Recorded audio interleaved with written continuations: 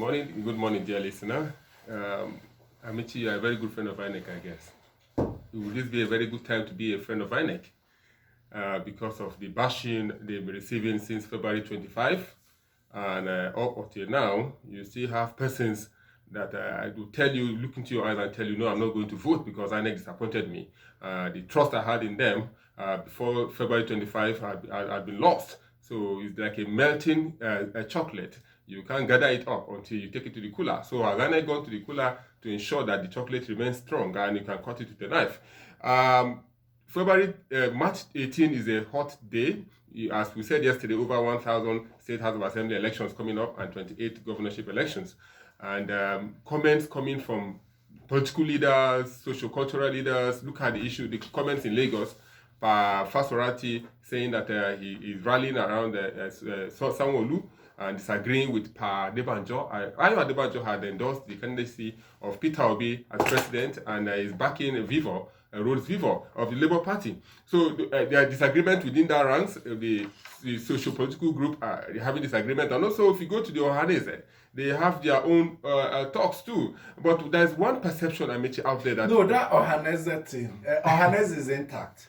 Is a group that attached Ohanese worldwide to their name. We have tried to explain it. Yes, Doctor. Ohanese is not the worldwide.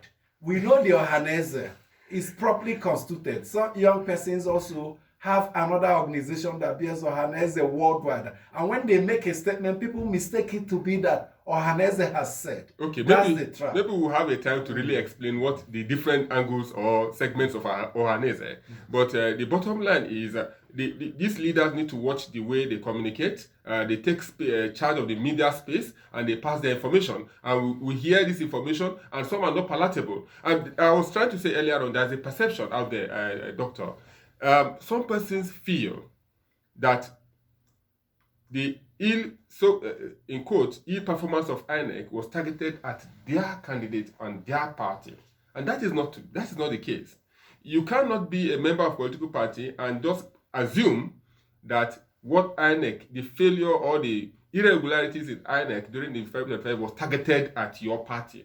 That is, we need to, that perception is out there. That perception is out there. INEC performed creditably. Yes, very well. INEC, to an extent, I covered elections in the FCT and part of a local Kogi state, and I can tell you that most of the polling units I visited, the processes started very smoothly, and until where we had these issues that is during the process of collation and maybe uploading. But the process of queuing and voting, you can also say that the logistics, the polling unit officers took off very late because that was the first day they were just coming up. But give and take, INEC has some marks because they did quite well in some areas. But the uploading is where the issue is, and I hope they will correct that mistake. I said yesterday they need to cleanse themselves. Let's bring in Shola Jasimi.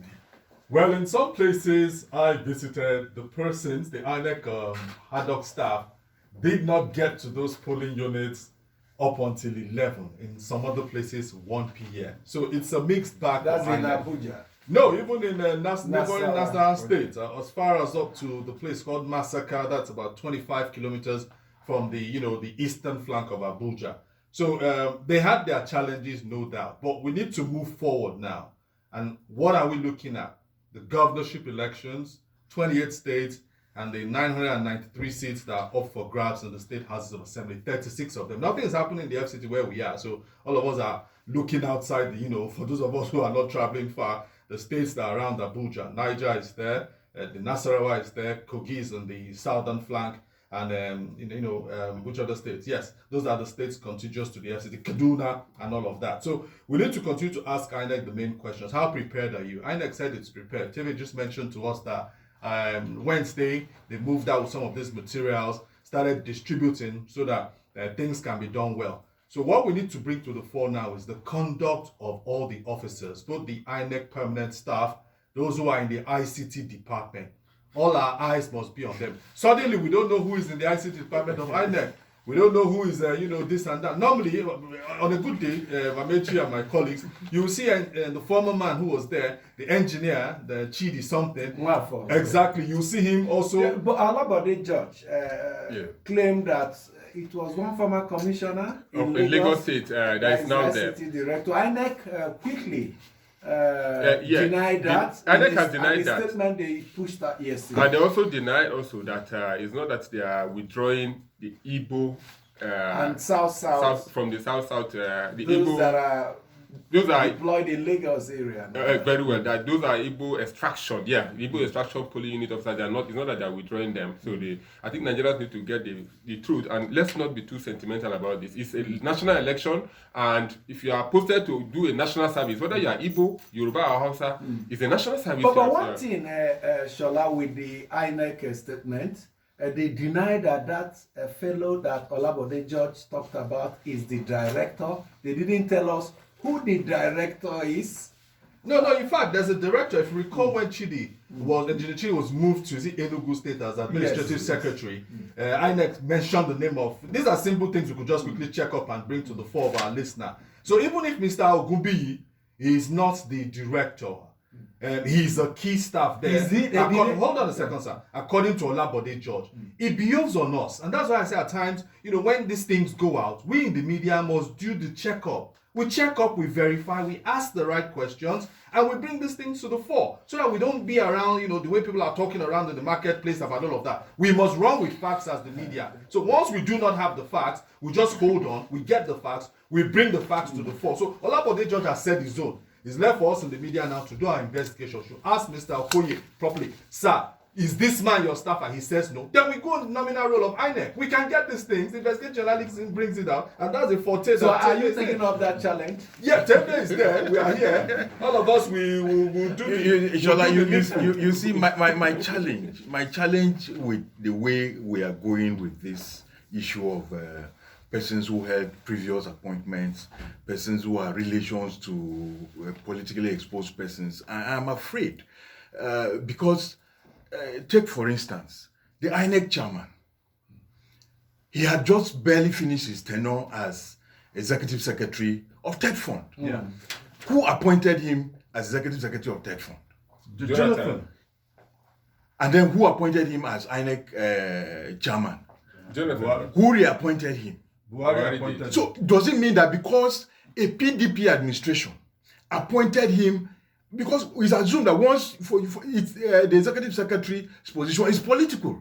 It's not that you rise through the ranks and it's a political appointment. A party appointed him. So does it mean that because of that he will work for PDP? These are the issues we need to. The fact that somebody has had a position, it should not be discriminatory against. Very correct. No, but the thing is that INEC is an organization that must be perceived to be neutral. And it was clearly stated in the Constitution about this neutrality. Of INEC staffers, yes. both the permanent staff and the political appointees. We're talking about the national commissioners and the recs. And that's why, if you recall, when Amina Zakari, a competent public servant who was serving in the FCT as Secretary of Health and all that, she moved to INEC. Immediately, she got to immediately she got to the headship of INEC when Mahmoud, what's his name, Jega left. The hue and cry, you're Buhari's cousin, you're Buhari's cousin. And President Buhari had to say, okay, let's now appoint a substantive INEC chairman and Mahmoud Yakubu Kenny. So whoever, if you're a staffer of INEC, it behoves on you to be seen to be neutral. So if people are fishing and seeing certain things, we need to look at those things. Don't forget, Buhari started contesting in 2003. This woman, when he finished from FCT and went to INEC, Buhari was still contesting the elections. Did it mean that all this while she was working for the Buhari? Would it mean that all this while so that is my concern. That by the time we start discriminating, to me, it's discriminating. When people begin to express doubts and concern, perhaps it's because of what they are reading. Shola says something, and that's what I have always emphasized. You must not just be neutral. You must be seen, perceived. And when that perception is stronger than reality, and when you put yourself in a position where you are perceived not to be neutral, people will call you like the Sokoto Rec. In this issue now, what is the perception? But the underlying factor is that there are provisions in the constitution that outline who is to be appointed. The issue of neutrality was clearly stated. And if you're exercising that power, you must exercise it with utmost caution.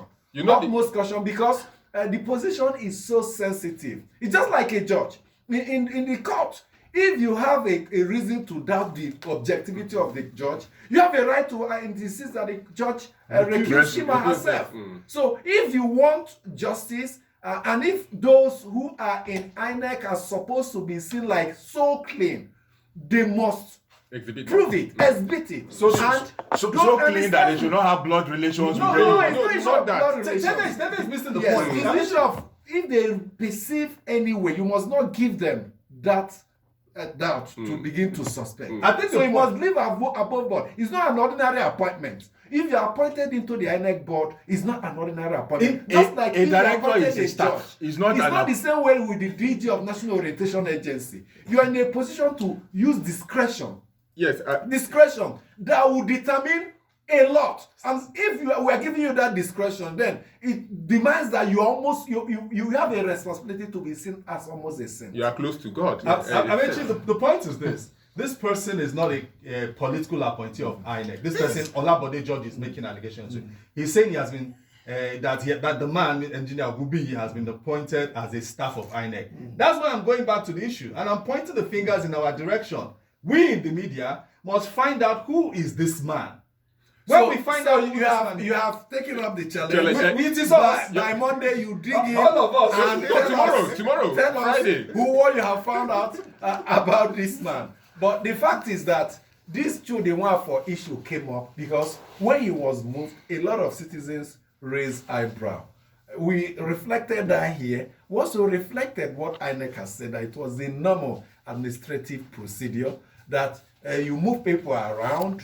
It happens in every organization. But with this glitch, the glitch with the uploading of election results has also forced us to recall what happened. And the question is there more that meets the eye? These are explanations INEC will give, and these are questions the media, civil society, and the citizens must continue to indeed ask. Quickly on this same INEC ICT department, the fact is this. If it had gone well, nobody would have remembered that Chukwudinwafo. No, but it would have been history. If the results were duly transmitted, the name of Chukwudinwafo, Engineer Chukwudinwafo, wouldn't have been mentioned this day. I agree with you, but like INEC told us during that period, because we spoke to the Director of Public Affairs, said, look, Engineer Nwafo had been on the seat as director at a very young age, and that he spent over 10 years. And if you know that procedure that was in the public service until President Buhari said, no, let's shelve it. 8 years. Yes, so he said that, exactly. So he said it was routine movement. So that they, he didn't say director. And we accepted it. And they didn't give back to Engineer Nwafo on the seat of director of ICT. Yes. He can be moved, and he has been moved. Okay. And we have seen the outcome of his movement. Let's welcome you. Let's share some of the emails sent to